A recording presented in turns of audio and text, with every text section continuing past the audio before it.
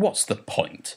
Every bumblefuck in the land has already seen it and pulled themselves off over the return of the only show that really only exists for fan fiction.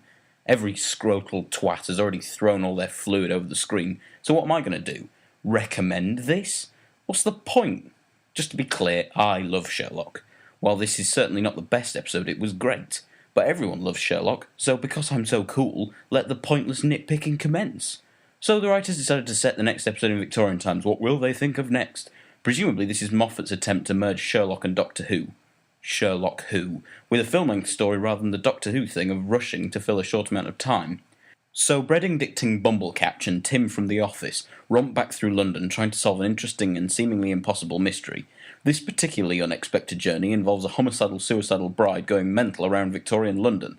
Though the smoggy streets seem authentic, they certainly are lonely. But that's the desolation of smog for you. These jokes are becoming a really bad hobbit. I paused so that your obvious laughter didn't drown out the review. Anyway, starting from the beginning, we have a previously screen, seemingly there because it has been 2 cocking years since the last episode. But really all that screen exists for is to ruin all the callbacks within the first 10 minutes. Rather than a few subtle parallels, it sometimes felt like sitting next to the writers who would nudge you every few seconds and go, hey, remember that? In fact, I wish I was sat next to the writers so I could ask, why the Victorian setting? Is it to excuse all the superstition or the misogyny? Because you don't need to go back 130 years for either of those two things.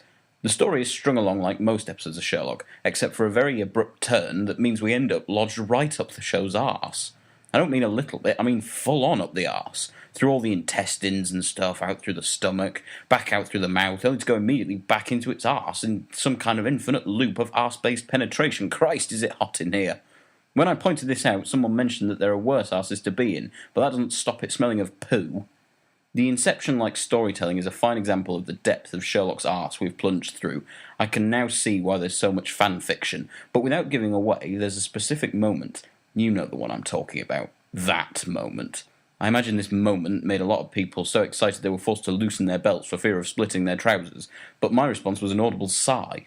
Anyway, that moment completely typifies the biggest problem with this entire episode, inserted for nothing more than fan delight. And like I said at the beginning of this review, I think Sherlock is great, but there's no getting around the fact that this is competing with some very interesting episodes.